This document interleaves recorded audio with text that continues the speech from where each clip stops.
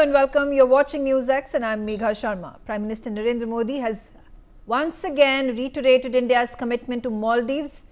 India has signed 8 key agreements in infrastructure, economy, trade, extending a credit line of 5,000 crore rupees. And besides being a reset in relationship with India, the Maldivian President Muizzu has praised the Prime Minister for providing pivotal economic assistance. This is the same president who had in the past come to power in Maldives on an India Out campaign. The Prime Minister's visit to Maldives is a fitting example of India's patient diplomacy despite Maldives' hostile actions earlier on. On second day of his visit, the Prime Minister will be the guest of honor on Maldives Independence Day, which falls today. Let's open up this discussion. Joining me on the telecast is Ambassador KP Fabian. Ambassador Fabian, let's take a look back at India-Maldives relationship. How do you think this relationship has strengthened and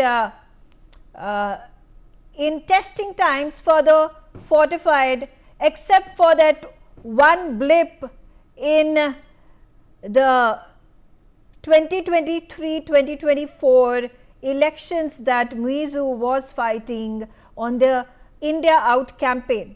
I'm talking about right from the time, 1988, 2004, 2014, we have been providing all kinds of assistance to Maldives, whether it is the tsunami that had overtaken Maldives, we're talking about COVID, we're talking about the measles vaccines, we're talking about, of course, the coup attempt that had been made back in the time on the Maldivian government. Well, thank you, Megha. You mentioned 2023 and an earlier period.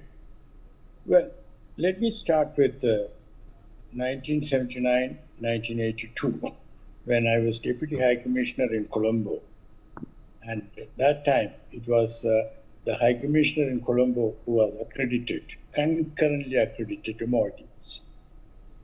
Now, you also mentioned about hostile actions by Maldives. I think we have to get the story right. The president, the current president, he was elected on a platform, Out India. Now, that did not make any sense at all. How can you say Out India? India has been the first responder, always, in regard to Maldives, whenever it was in trouble. And in this context, I want to draw attention of our viewers to Operation Cactus, 1988, November, when a group of extreme Tamils from Sri Lanka and some Maldivians tried to stage a coup. And India, under Prime Minister Rajiv Gandhi, intervened militarily and aborted the coup. So that was the first responder act by India, and that has been repeated, whether it was COVID, whether it was shortage of some essentials, it's always India. A foreign tourist in Maldives get seriously sick, where he or she is transported to India. So it did not make any sense for anyone in Maldives to say India out. But having said that, let me also say that India on its part also did not get the story right.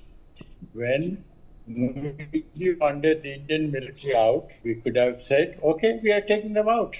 And then Maldives recognized immediately the need for the presence of the Indian military. And then he wanted to make his first official visit to India. And the Indian protocol could not find a date and time. So if he went to China, it is because he could not make it to India. So there was fault on India's part also. But the most important part, I want to emphasize that India is capable of self-correction. And India has done it magnificently. It is human to err, but to correct oneself at the right time, in the right manner, that is something special, and that India has done. And the Prime Minister's visit shows that India can do it in a very convincing manner, and we have sent a good message to China.